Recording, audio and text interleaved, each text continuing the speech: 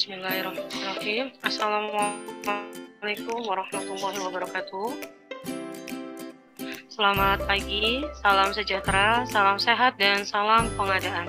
Alhamdulillah, puji dan syukur kami panjatkan kehadirat Allah SWT, Tuhan Yang Maha Esa, yang telah melimpahkan rahmat, nikmat iman, sehat, serta karunia-Nya kepada kita, sehingga Bapak Ibu pada hari ini, Rabu 16 November 2022, dapat bergabung di kelas dari ketiga bulan November. Kali ini akan membahas tentang kiat sukses pengadaan barang jasa APBD bagi PA, KPA, PPK, dan PPTK. Selamat datang dan selamat pagi. Kami sampaikan juga kepada Bapak Ahmad Husni Tamrin. Oh, sepertinya terlepas beliau. Selaku fasilitator serta pengurus DPD IAPI Jawa Timur, serta rekan-rekan admin yang mendampingi kegiatan hari ini. Bersama kami, tim admin DPD IAPI Jawa Timur, ada saya Mbak Neno, Mbak Opi, dan ada Mbak Ira. Bagaimana kabar Bapak Ibu sekalian? Semoga senantiasa sehat, semangat, dan selalu tersenyum. Sebelum dimulai, izin kami sampaikan susunan hari ini. Kita awal dengan pembukaan, tangkap layar bersama, pemaparan materi sekaligus tanya-jawab, serta diakhiri kembali dengan tangkap layar bersama. Baik, masuk ke agenda pertama, kita awal dengan pembukaan, yaitu mari kita tundukkan kepala sejenak seraya mengucap syukur atas nikmat iman dan kesehatan yang diberikan, serta untuk mengawali kegiatan ini supaya mendapatkan keberkahan dan kelancaran, juga kemudahan dalam memahami ilmu.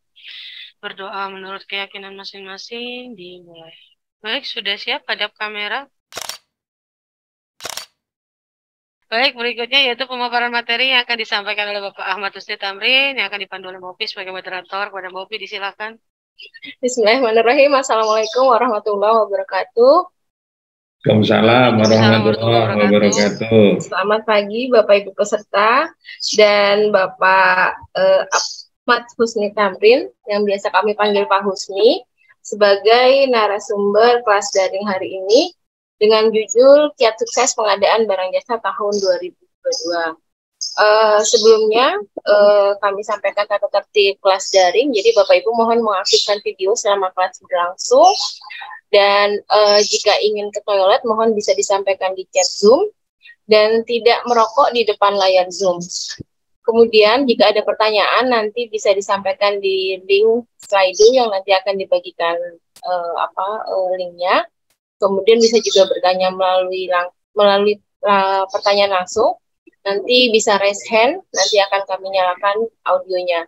Selama kegiatan, audio yang aktif hanya narasumber dan fasilitator, hanya narasumber dan panitia saja. Hal ini agar suara kami bisa terdengar jelas dimanapun Bapak Ibu berada. Sebelumnya saya bacakan dulu CV singkat dari Pak Husni. Insinyur Ahmad Husni Tamrin MMT, lahir di Sampang tanggal 29 Maret tahun 1963.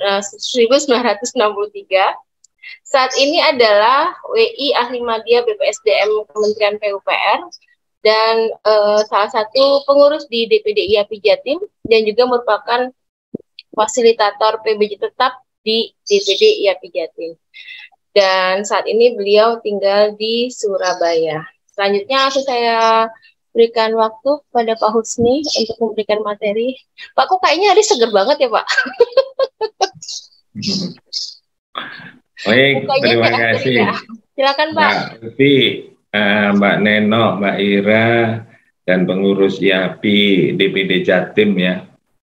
Assalamualaikum warahmatullahi wabarakatuh. Selamat pagi, salam sejahtera bagi kita semua dan salam sehat ya.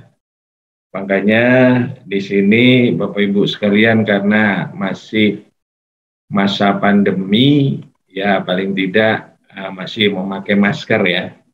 Kebetulan kalau saya ada di ruangan tertutup, jadi boleh nggak pakai masker. Baik, Bapak Ibu sekalian, saya berharap paling tidak apa yang nanti saya sampaikan itu bermanfaat bagi Bapak Ibu sekalian di dalam mempergunakan uang negara sesuai dengan prosedurnya. Ya, paling tidak itu ya, menambah ilmu dari pengadaan barang dan jasa lah, paling tidak itu. Baik Bapak Ibu sekalian, saya akan share screen Jadi ini biasanya menjadi salah satu kendala di dalam melaksanakan pengadaan barang dan jasa, di mana banyak aturan yang harus Bapak Ibu cermati di dalam melaksanakan pengadaan barang dan jasa. Ini profil saya, kebetulan saya sama dengan Bapak Ibu sekalian sebagai aparatur sipil negara, ya, di mana beda fungsi. Kalau saya adalah jabatan fungsional Widya Iswara, kalau Bapak Ibu sekalian mungkin jabatan fungsional administrator atau fungsional pengawas atau yang lainnya, jabatan tinggi pratama. Nah, berhubung saya menjadi fasilitator di lembaga kebijakan pengadaan barang dan jasa maupun fasilitator yang ada di IAPI, paling tidak saya ingin berbagi ilmu lah kepada Bapak Ibu sekalian yang memang betul-betul bermanfaat bagi Bapak Ibu sekalian. Baik, itu kemudian paling tidak kunci sukses Bapak kalau di dalam pengadaan barang dan jasa, ya paling tidak Bapak harus cermat terhadap hasil atau barang yang tepat. Nah, hasil barang yang tepat, entah itu tepat kualitas, tepat jumlah, tepat waktu, dan tepat biaya, serta lokasi dan penyedia yang melaksanakan. Ini keberhasilan mewujudkan bahwa tujuan pengadaan itu memang betul-betul sangat diperlukan. Kemudian paling tidak pada saat Bapak dan Ibu sekalian melaksanakan perencanaan atau melaksanakan identifikasi, paling tidak mengingat bahwa penggunaan produksi dalam negeri itu sangat dibutuhkan sekarang. Nah, inilah yang harusnya perlu dicermati oleh Bapak Ibu sekalian di dalam rangka menghasilkan kualitas dari barang tersebut. Oleh sebab itu, perlulah Bapak Ibu sekalian mencermati apa yang diinginkan oleh Bapak Ibu sekalian. Ini menjadikan peran Bapak dan Ibu sekalian bisa memanfaatkan hasil dari barang yang didapatkan. Kemudian mendukung pelaksanaan penelitian dan pemanfaatan. Oleh sebab itu, perlulah Bapak Ibu sekalian turut meningkatkan, melaksanakan mengenai UMKM, usaha kecil mikro menengah. Nah, itu untuk mengikutsertakan industri kreatif, serta mendorong pemerataan ekonomi, di mana di masa globalisasi ini sering sekali regulasi itu naik turun. Makanya ingin sekali kalau Bapak dan Ibu sekalian mencermati aturan-aturan yang dipakainya. Kemudian yang terakhir mengenai mendorong pengadaan berkelanjutan. Nah, di dalam pengadaan berkelanjutan, Bapak Ibu sekalian harus menyikapi dari 3 aspek, yaitu aspek ekonomi, sosial, dan lingkungan. Nah, inilah kalau Bapak dan Ibu sekalian akan melaksanakan pengadaan berkelanjutan. Kemudian, paling tidak Bapak Ibu sekalian harus mencerminkan, di mana bahwa sukses pengadaan barang dan jasa itu mendapatkan barang atau jasa sesuai tujuannya dan dilandasi oleh prinsip dan etika di dalam melaksanakan pengadaan barang dan jasa. Oleh sebab itu, Bapak Ibu sekalian harus bisa kompeten di dalam memilih pelakunya. Nah, inilah yang diharapkan sesuai dengan prosedurnya. Itu menjadikan andalan Bapak Ibu sekalian melaksanakan sukses pengadaan barang atau jasa. Nah, dari sini semua, paling tidak Bapak Ibu sekalian harus cermat. Pada saat kapan ingin memanfaatkan barang atau jasa yang akan dilakukan. Makanya di sini harus dicermati apa tujuan pengadaannya. Yaitu salah satunya di dalam landasan hukumnya yaitu value for money. Yaitu tadi tepat kualitas, tepat mutu, tepat waktu, tepat lokasi, dan tepat siapa penyedianya. Makanya di sini perlu Bapak Ibu cermati secara khusus. Sesuaikan apa? Dokumen kegiatannya. Supaya apa? Bapak dan Ibu sekalian mempunyai anggaran yang bermanfaat bagi unit organisasi Bapak Ibu sekalian. Nah, inilah tujuan dari pengadaan secara umum maupun secara khusus. Oleh sebab itu, paling tidak prinsip pengadaan itu harus dicermati. Apa saja? Ada 7 prinsip pengadaan. Salah satunya apa? Efektif, efisien, transparan, terbuka, bersaing, adil, dan akuntabel. Nah, inilah yang harusnya menjadikan prinsip pengadaan. Oleh sebab itu, keterkaitannya dengan apa? Yaitu dengan etika pengadaannya. Nah, bagaimana etikanya? Paling tidak bekerja secara profesional. Kemudian tidak saling mempengaruhi. Serta Bapak Ibu sekalian harus mencermati ya, di mana perlu disikapi oleh Bapak Ibu sekalian di dalam melaksanakan etika pengadaan.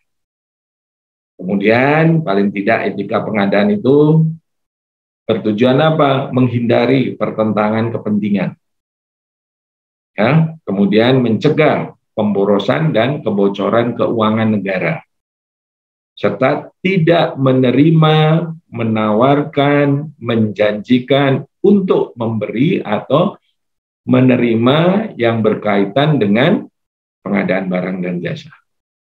Nah, makanya di sini saya berharap kepada Bapak Ibu sekalian, peganglah prinsip pengadaan dan etika pengadaan. Menjadikan apa? Kunci suksesnya Bapak Ibu sekalian di dalam melaksanakan mulai dari prosedur, kemudian pelaksanaan, dan bagaimana tata kelola serah terima. Inilah yang menjadikan embrio bagi Bapak Ibu sekalian melaksanakan prinsip pengadaan dan etika pengadaan. Oleh sebab itu, paling tidak tahapan-tahapan yang harus Bapak Ibu lalui, yaitu mengenai apa aja, mulai dari perencanaan sampai pelaksanaan. Apa saja yang harus direncanakan? Salah satu contoh, identifikasi kebutuhan. Kemudian kalau sudah tahu identifikasi kebutuhan, Bapak Ibu sekalian harus mencermati jenis pengadaannya. Berarti kalau bilang jenis, Bapak Ibu sekalian harus mengelompokkan mana yang masuk barang, mana yang masuk pekerjaan konstruksi, dan mana yang masuk jasa lainnya maupun jasa konsultansi. Nah, itulah yang dinamakan jenis pengadaannya. Kalau sudah dikelompokkan dalam jenis pengadaan, baru Bapak Ibu sekalian melaksanakan apa? Caranya. Cara pengadaannya cuma ada 2. Apa? Melalui penyedia dan yang satunya melalui swakelola. Nah, kalau ini Bapak Ibu sekalian sudah mencermati pada tahap perencanaan, baru Bapak Ibu sekalian membuat jadwal. Ya, jadwalnya bagaimana? Ya, tergantung Bapak Ibu sekalian melakukan kegiatannya. Kalau itu melalui penyedia, paling tidak proses itu mulai dari perencanaan. Maupun kalau Bapak Ibu sekalian melalui swakelola. Nah, inilah yang harusnya dijadwalkan bagi Bapak Ibu sekalian pada saat tahap perencanaan. Baru kalau semuanya pada tahap perencanaan ini sudah selesai, baru Bapak Ibu sekalian cermat apa? Anggarannya ada enggak? Nah, itulah pada tahap perencanaan. Kemudian, kalau sudah Bapak Ibu sekalian melaksanakan pada tahap perencanaan, baru menginjak persiapannya. Apa saja yang harus dipersiapkan di dalam pengadaan barang dan jasa? Yaitu salah satunya apa? Spesifikasi teknis, atau yang dinamakan bisa juga dirangkum di dalam kerangka acuan kerja. Supaya apa? Jeli terhadap unsur persiapannya. Ya. Setelah Bapak Ibu sekalian melaksanakan menyusun spek maupun menyusun KK, baru Bapak Ibu sekalian harus cermat terhadap apa? Rancangan HPS, rancangannya, harga perkiraan sendiri. Kenapa? Karena Bapak harus melakukan apa? Survei. Ya, survei di mana Bapak Ibu sekalian harus menyusun HPS. Oleh sebab itu, perlu Bapak Ibu cermati terhadap apa yang harus dilakukan setelah Bapak Ibu merancang HPS-nya. Susunlah rancangan kontraknya.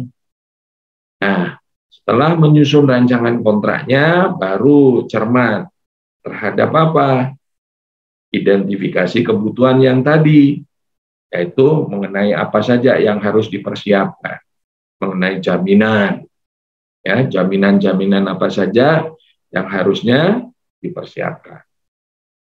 Kemudian baru kalau itu melalui tender, Bapak Ibu sekalian serahkan kepada kelompok kerja pemilihan.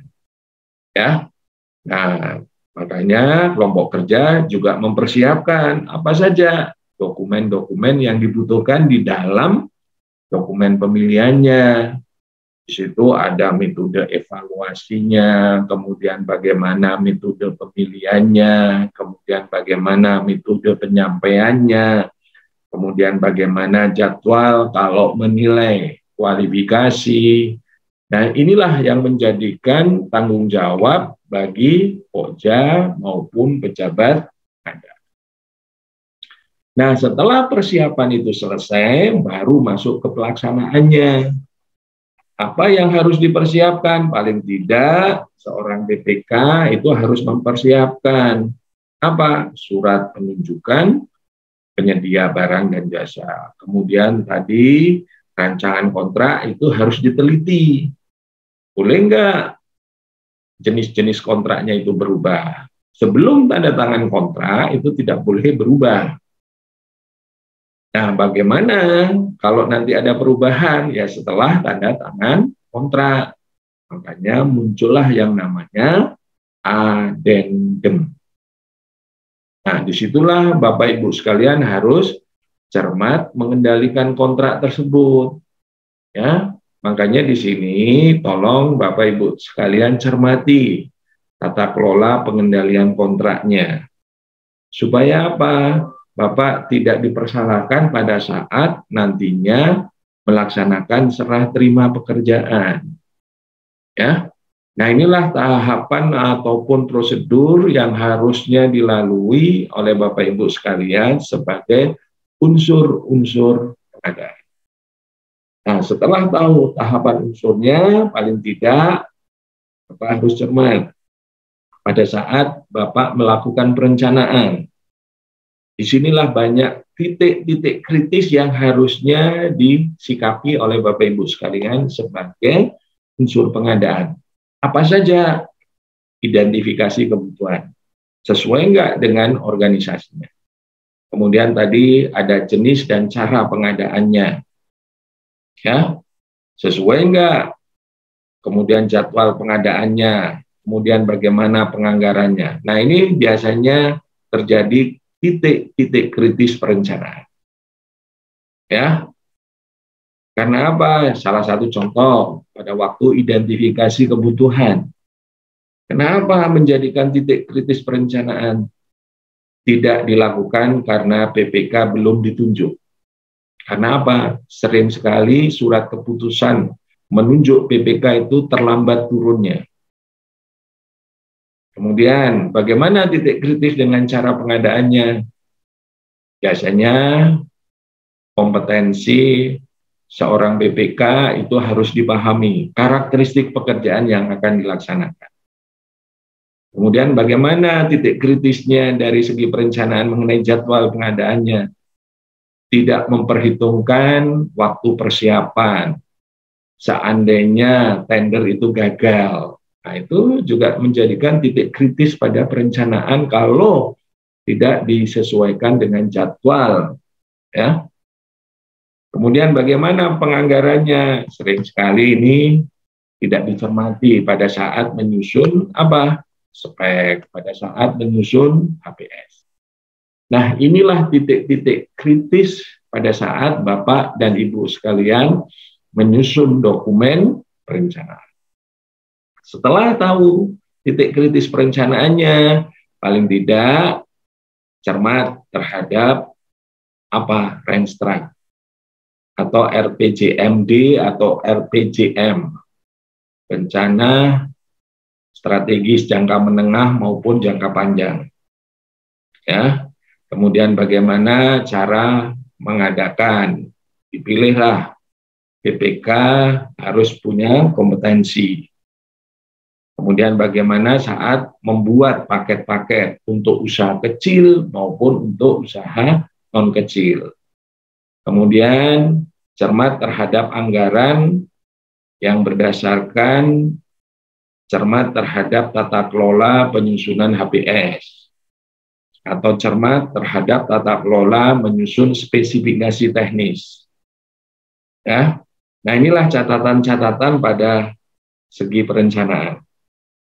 Kemudian titik kritis pada tahapan persiapan. Nah, ini sering tidak dilakukan oleh seorang pejabat pembuat komitmen. Ya, tidak melakukan review perencanaan. Itu salah satu contoh. Kemudian menetapkan spesifikasi asal-asalan dan menetapkan HPS tidak secara keahlian. Itu menjadikan titik kritis persiapan bagi PPK. Ya. Kemudian bagaimana tata kelola menyiapkan rancangan kontrak. Ini kelemahan-kelemahan bagi PPK yang belum kompeten di dalam melaksanakan persiapan pengadaan. Ini yang menjadikan acuan bagi Bapak Ibu sekalian, seandainya Bapak Ibu sekalian melakukan atau menjadi unsur pengadaan, yaitu sebagai pejabat pembuat komitmen. Ya. Kemudian yang harus dicermati pada saat Bapak Ibu melakukan review perencanaan. Masih sesuai kebutuhan atau tidak di dalam ketersediaan di pasar dan ketersediaan anggaran. Kenapa sih review perencanaan itu harus disikapi? Karena mencermati terhadap kualitas, kuantitas, waktu akan digunakan, dimanfaatkan, dan ketersediaan pasar. Nah, inilah yang harus dicermati pada saat Bapak Ibu sekalian melakukan review perencanaan. Ya, dari review tersebut, paling tidak Bapak Ibu sekalian sudah menetapkan spesifikasi teknis atau membuat kerangka acuan kerja. Disinilah yang harus disikapi oleh Bapak Ibu sekalian di dalam pelaksanaan. Ya. Paling tidak ya berdasarkan data informasi pasar itu Bapak Ibu sekalian bisa melakukan spesifikasi teknis. Kemudian pada saat Bapak Ibu tidak tersedia di pasar, maka seorang BPK itu harus mengusulkan alternatif spesifikasi teknis. Untuk apa? Mendapatkan persetujuan dari pengguna anggaran atau kuasa pengguna. Kemudian paling tidak waktu menetapkan spesifikasi teknis dicantumkan dalam dokumen spesifikasi. Karena apa? Spesifikasi ini harus rinci dan jelas. Oleh sebab itu, kalau PPK tidak paham, itu bisa dibantu oleh tim atau tenaga ahli. Supaya apa? PPK menyusunnya sesuai dengan anggaran-anggaran yang tersedia dan bisa dimanfaatkan oleh unit organisasi. Nah, ini tata kelola kalau Bapak dan Ibu sekalian menetapkan spesifikasi teknis. Kemudian, bagaimana tata kelola menetapkan harga perkiraan sendiri atau yang dinamakan HPS? Paling tidak, HPS itu harus disusun secara keahlian, menggunakan data yang bisa dipertanggungjawabkan. Karena apa? Itu harus legal. Ya, di dalam legalitasnya itu ada di pasal 26 ya, ayat 1. Cermat itu terhadap penetapan HPS. Kemudian kalau itu Bapak Ibu sekalian menyusun sendiri, seorang PPK itu harus memahami unsur-unsur apa saja yang bisa dimasukkan ke dalam harga perkiraan sendiri. Kemudian hati-hati kalau Bapak dan Ibu sekalian menerima diskon atau harga grosir atau harga kickback. Ini menjadikan kendala bagi seorang PPK yang akan menyusun HPS. Ya, supaya apa? Semua usulan dari PPK itu menjadikan persetujuan dari pengguna anggaran. Makanya diupayakan setiap kegiatan yang Bapak Ibu lakukan itu harus dicantumkan di dalam kerangka acuan kerja. Supaya apa? Menetapkan HPS itu memang betul-betul secara keahlian, menggunakan data yang bisa dipertanggungjawabkan. Itu tata kelola kalau Bapak dan Ibu sekalian menetapkan HPS. Kemudian setelah ditetapkan HPS, baru seorang PPK itu menyusun rancangan kontrak. Ya, menyusun rancangan kontrak. Karena kontrak ini adalah legalitas bagi kedua belah pihak secara hukum. Ya, supaya apa? Cermati klausul-klausul yang ada di rancangan kontrak. Karena apa? Sering sekali Bapak Ibu sekalian itu cuma copy paste. Oh, kontrak tahun lalu seperti ini, kontrak sekarang seperti ini, tinggal copy paste. Bapak Ibu sekalian harus cermat terhadap syarat-syarat khusus dan syarat-syarat umum. Supaya apa? Jeli membuat rancangan kontrak tersebut. Oleh sebab itu, nantinya Bapak Ibu sekalian harus dicermati bahwa Bapak Ibu sekalian perlu disikapi oleh dokumen persiapan.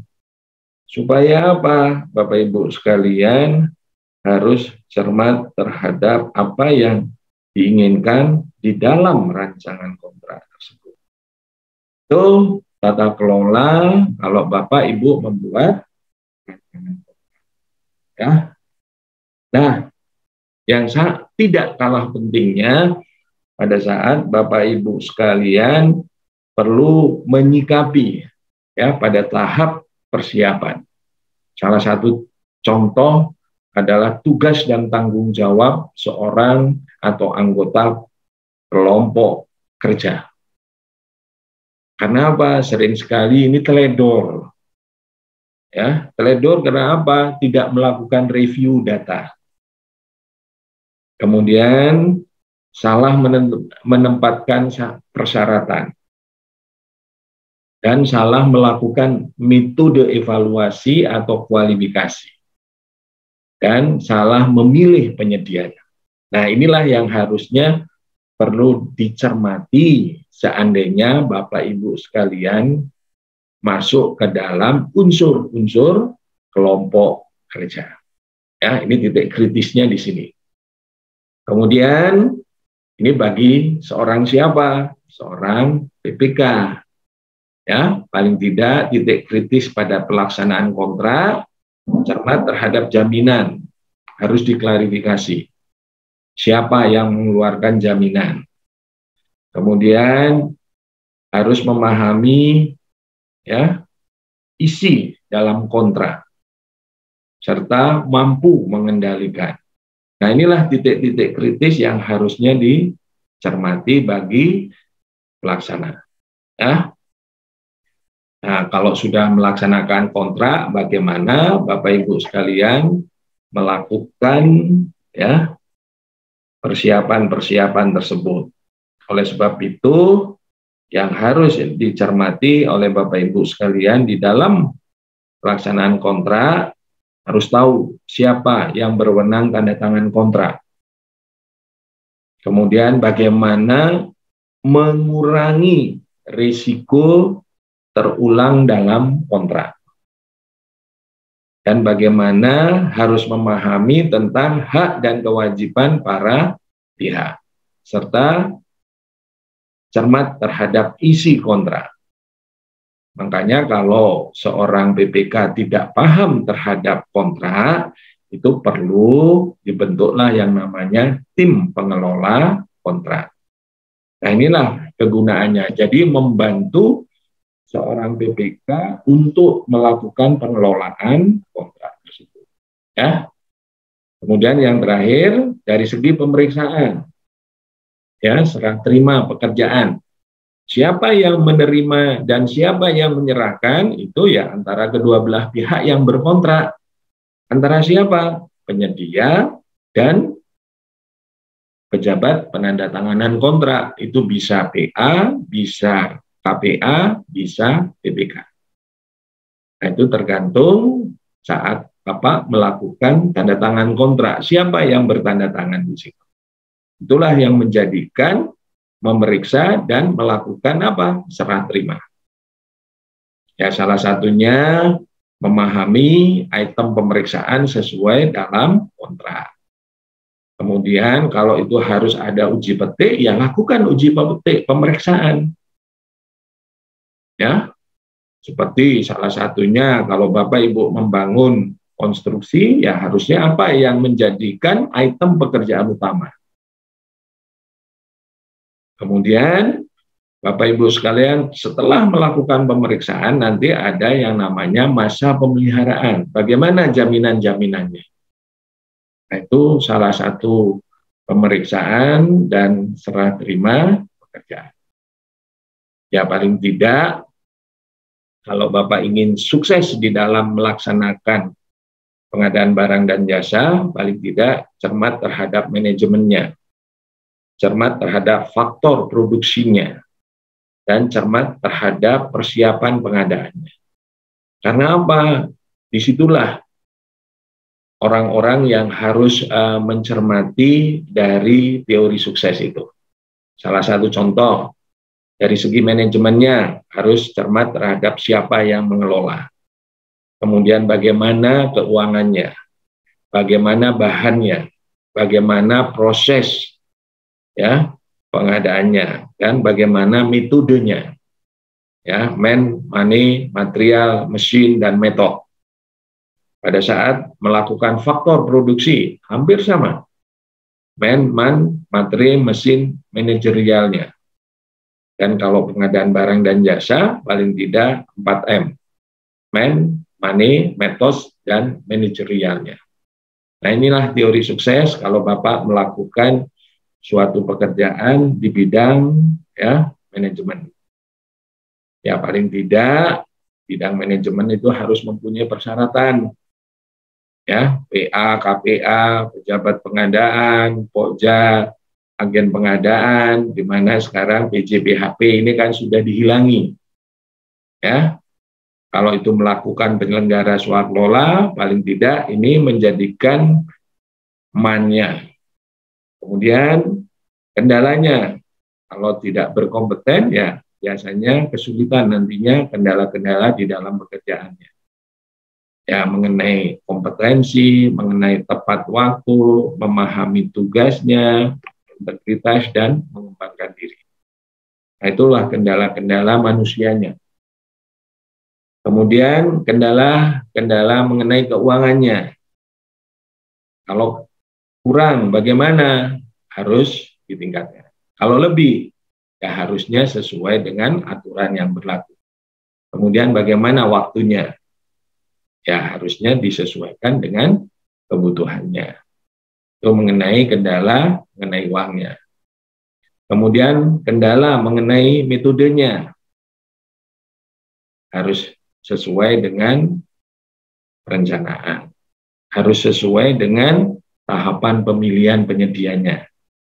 Dan harus sesuai dengan kontrak dan menerima pekerjaan tersebut. Nah, inilah kendala-kendala yang sering terjadi. Ya. Kemudian manajerial ya, bagaimana? Lemah pengawasan dan minim kreativitas serta standar operasinya tidak jelas. Ini mengenai kendala manajerial. Kemudian solusinya bagaimana? Ya, Bapak Ibu sekalian harus tepat memilih orang. Dan orang tersebut sadar terhadap tugasnya. Serta apa? Kompeten. Ya. Jadi inilah solusi kalau Bapak mengenai orangnya. Kalau mengenai uangnya bagaimana? Ya harusnya disesuaikan dengan perencanaan. Tepat penganggaran pada tahap perencanaan, tepat menyusun HBS-nya pada saat tahap persiapan, dan tepat pembayarannya pada saat pelaksanaan. Ya. Kemudian masalah metodenya, ya paling tidak cermat terhadap kualitas perencanaannya. Sudah betul-betul ideal atau tidak? Itu sebagai gambaran Bapak Ibu sekalian melaksanakan kebutuhan, di mana ada identifikasi. Kemudian bagaimana cara pengadaannya, itu memang betul-betul harus cermat terhadap spek, cermat terhadap pemaketan, cermat terhadap konsolidasinya. Serta waktu, ya harus direncanakan secara cermat. Serta anggaran sesuai dengan kebutuhan. Nah, ini sering terjadi di akhir tahun-tahun anggaran ini. Ada limpahan uang yang harus dihabiskan. Tidak harus sekarang. Makanya harus cermat terhadap apa? Waktu pelaksanaan. Ya, itu ya paling tidak sebagai gambaran solusi manajemennya bagaimana pengguna anggaran itu memanage pengendalian, memanage pelaku pengadaannya, memanage penyedia kebutuhannya. Kalau KPA apa? Memahami pendelegasian, memahami tidak sesuai kewenangan, dan penetapan tidak terkait dengan tahun anggaran. Nah, ini agak kesulitan nantinya. Kemudian mengenai PPK, bagaimana terlibat seluruh tahapan pengadaan, memahami pekerjaan, jika perlu dibantu oleh tim teknis atau ahli atau tim pendukung. Itu sebagai suksesnya, paling tidak sukses pengadaan di dalam 2022 ini adalah pelakunya yang kompeten, patuh terhadap aturan atau prosedur, dan menjunjung integritas. Mungkin itu yang bisa saya sampaikan. Jadi menyusun suksesnya perencanaan itu sama dengan merencanakan kesuksesan bagi Bapak Ibu sekalian di dalam menyusun perencanaan. Mungkin itu Mbak Upi yang bisa saya sampaikan. Mudah-mudahan banyak diskusi pada tahapan-tahapan ini, dan mudah-mudahan apa yang saya sampaikan itu bermanfaat bagi Bapak Ibu sekalian. Saya kembalikan kepada Mbak Upi sebagai moderator di dalam pelaksanaan bimbingan teknis. Silakan Mbak Upi. Saya Pak ambil alih, Mbak Upi masih di jalan. Oh, pagi mengambil alih Mbak Neno. Silakan. Wah, ini Pak Husni ngebut sekali nih hari ini. Minum dulu Pak, biar nggak capek. Saya nggak terasa sudah 50 menit saya menjelaskan. Waduh, ngebut loh padahal tadi Pak, wush gitu. Baik Bapak Ibu, silakan dimanfaatkan sisa waktu yang sangat banyak ini untuk berdiskusi. Coba saya cek dulu di slide-nya ya Pak. Sambil nunggu cek di slide, silakan Bapak Ibu yang mau bertanya langsung. Ini posisi audionya sudah kami buka. Jadi silakan resen dan langsung bertanya ke Pak Husni ya. Oke. Ini kita, wow, ternyata ini peserta favorit semua, anonimus. Kenapa nggak nyantumkan nama? Nggak apa-apa, Pak. Pak, mungkin malu mungkin Pak, apa bagaimana ya? Padahal nanti tetap ditanya juga, siapa yang nanya silakan dibuka audionya. Baik, kita mulai yang pertama Pak. Ya, apa yang bisa kami lakukan untuk meningkatkan kompetensi? Silakan Pak. Baik, terima kasih Mbak Neno. Baik, terima kasih ke Anonimus ya. Paling tidak untuk meningkatkan kompetensi Bapak Ibu sekalian, ini sekarang kan sudah banyak lembaga kompetensi ya. Ya salah satunya mengikuti pelatihan, kemudian terjun langsung ke dalam suatu unsur-unsur pengadaan. Supaya apa? Tahu proses mulai dari perencanaan, bagaimana, kemudian bagaimana persiapannya, dan bagaimana pelaksanaannya. Nah, ini harus terjun langsung. Untuk apa? Meningkatkan kompetensi. Bisa melalui pelatihan, bisa melalui bimbingan teknis seperti ini. Nah, itulah yang harusnya perlu disikapi oleh Bapak Ibu sekalian. Karena apa? Sekarang Undang-Undang ASN nomor 5 tahun 2014, semua ASN itu berhak dan wajib meningkatkan kompetensi dalam 1 tahun itu 20 jam pelajaran. Kalau Bapak ikut pelatihan. Kalau ikut bimbingan teknis, ya tinggal tergantung. Materi-materi itu dalam 1 bimbingan teknis itu berapa jam pelajaran. Itu bisa ditingkatkan. Dan uji kompetensi nantinya. Nah, itulah salah satu contoh kalau Bapak Ibu sekalian akan meningkatkan kompetensi tersebut. Mungkin itu Mbak Neno yang bisa saya sampaikan. Baik Pak, ini silakan Bapak Ibu ada yang mau memberi tanggapan. Adakah referensi atau template untuk dokumen identifikasi kebutuhan? Baik, terima kasih. Ini anonimus lagi ya. Jadi begini, sebetulnya referensi itu banyak sekali. Ya, gimana paling tidak salah satu contoh template untuk referensi dokumen identifikasi. Salah satu contohnya apa? Kerangka acuan kerja. Karena apa? Di dalam kerangka acuan kerja itu sudah masuk ke dalam dokumen identifikasi. Makanya diupayakan kalau Bapak Ibu sekalian akan melaksanakan suatu kegiatan, tolong buat kerangka acuan kerja. Apa saja sih isinya kerangka acuan kerja? Pertama, latar belakang. Kedua, tujuan dan sasaran. Ketiga, rencana jadwal pelaksanaan. Keempat, rencana anggaran biaya. Di mana ya secara umum kerangka acuan kerja itu meliputi isinya seperti itu. Makanya kerangka acuan kerja itu setiap kegiatan itu harus disetujui oleh pengguna anggaran. Karena apa? Pengguna anggaran itu mempunyai kewenangan untuk menyetujui rencana anggaran biaya. Mungkin itu Mbak Neno yang perlu saya sampaikan. Siap Pak. Untuk Bapak Ibu yang bertanya terkait referensi atau template, boleh ada tanggapannya? Oke, belum ada. Lanjut Pak. Bolehkah mencari referensi harga pasar dari internet Pak? Terima kasih. Ini salah satu contoh kalau Bapak dan Ibu sekalian akan menyusun HPS, menyusun harga perkiraan sendiri. Ini kan harga ancar-ancar. Boleh nggak melakukan referensi dari internet? Boleh. Asalkan Bapak Ibu sekalian harus cermat.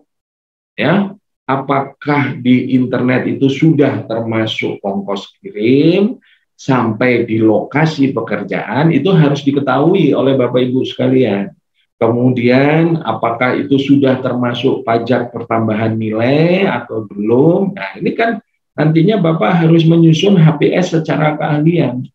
Supaya apa? HPS itu rinci dan jelas. Ya, boleh. Asalkan Bapak Ibu sekalian harus mencermati apakah harga pasar di internet itu sudah termasuk ongkos kirimnya atau belum. Apakah sudah termasuk pajaknya atau belum. Apakah sudah diterima di lokasi atau belum. Nah, ini harus ditanyakan kalau Bapak Ibu sekalian melakukan referensi harga pasar dari internet. Mungkin itu, Mbak Neno. Siapa? Bapak Ibu silakan yang ingin memberi tanggapan dari pertanyaannya sudah diberi solusi oleh Pak Husni, langsung dibuka audionya saja ya. Oke, kita lanjut ke berikutnya Pak. Bagaimana bila terjadi sengketa kontrak Pak? Nah, ini sering terjadi karena apa? Pada saat sebelum tanda tangan kontrak itu harus dijelaskan rancangan kontraknya.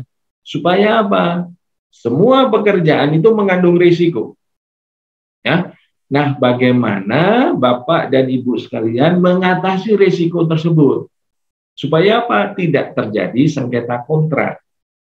Karena apa? Karena kalau sudah tanda tangan kedua belah pihak, apa-apa saja di dalam klausul kontrak itu harus dijalankan. Makanya di sini sebelum tanda tangan kontrak itu harus ada kesepakatan terlebih dahulu.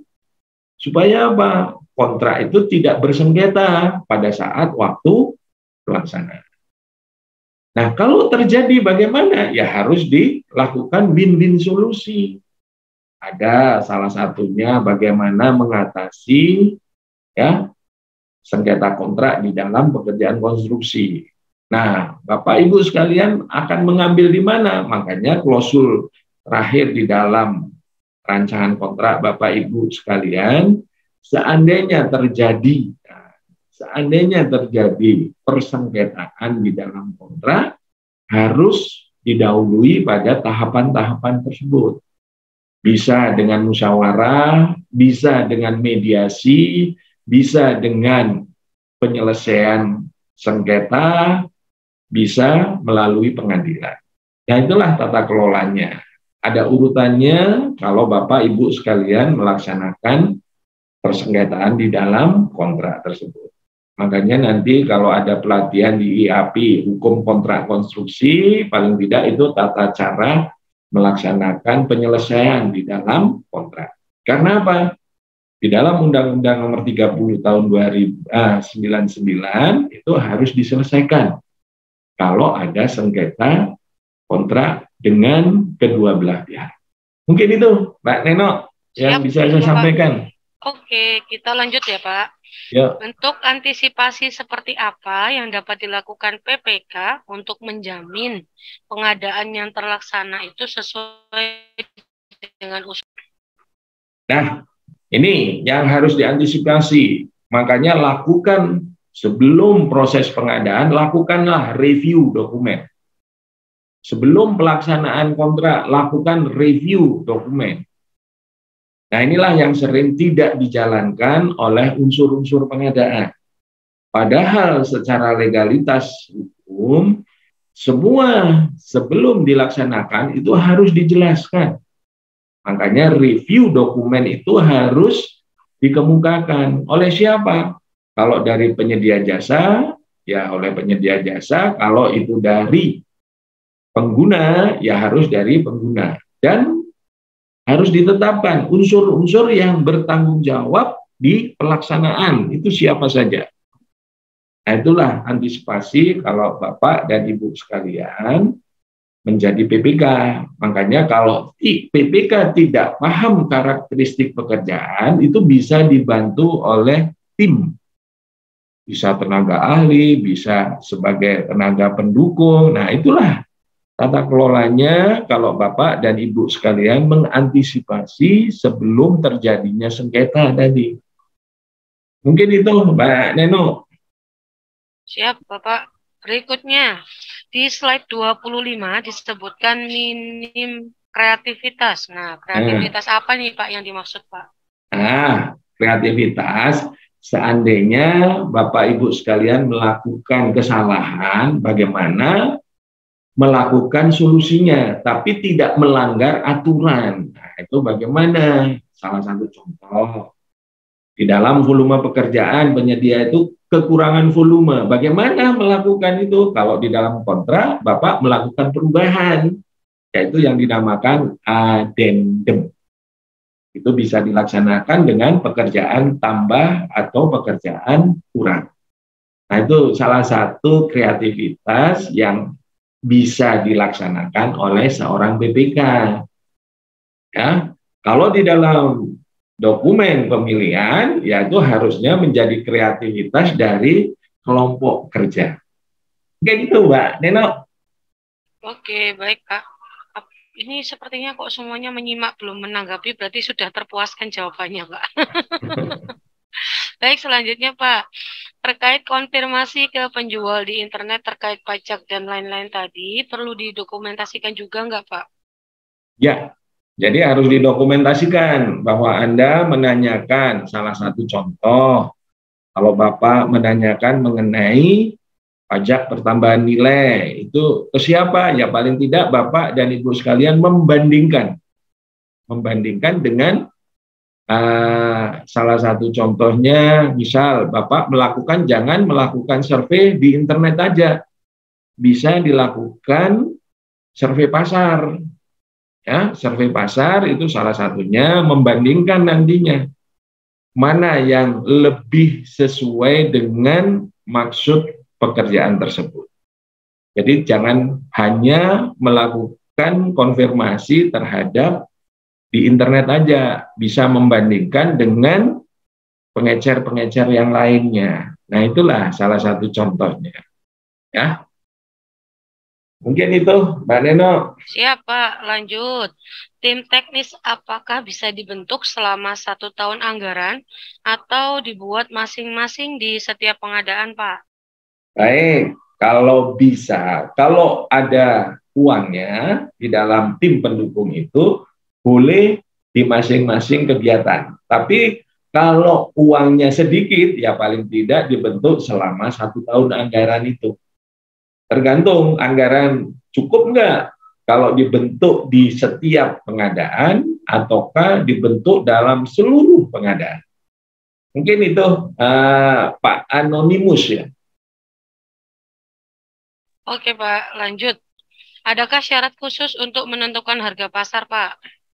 Baik, kalau menentukan harga pasar, paling tidak Bapak melakukan survei. Salah satu contoh, ya, melakukan survei terhadap distributor, kemudian bisa terhadap pabrikan, bisa terhadap pengecer. Nah, seandainya Bapak membeli volume yang cukup besar, tolong melakukan survei di pabrikan atau distributor. Tapi kalau Bapak melakukan dengan volume yang kecil, cukup melakukan survei di tingkat pengecer. Mungkin itu, Mbak Neno, tidak ada syarat-syarat khusus, paling tidak harus tahu seberapa besar volume yang akan Bapak pergunakan dan seberapa kecil volume itu dipergunakan. Makanya harus dilakukan apa? Identifikasi. Mungkin itu, Mbak Neno. Ya, siap Pak. Addendum dapat dilakukan berkali-kali tanpa batasan jumlah, Pak. Baik, terima kasih. Addendum itu bisa dilakukan beberapa kali asalkan masih pada tahap pelaksanaan. Ya, pada tahap masa kontrak, pada tahap masa pelaksanaan kontrak. Boleh berlaku berulang-ulang. Tapi kalau dilihat, kalau dilakukan berulang-ulang, itu kelihatannya perencanaannya tidak jelas.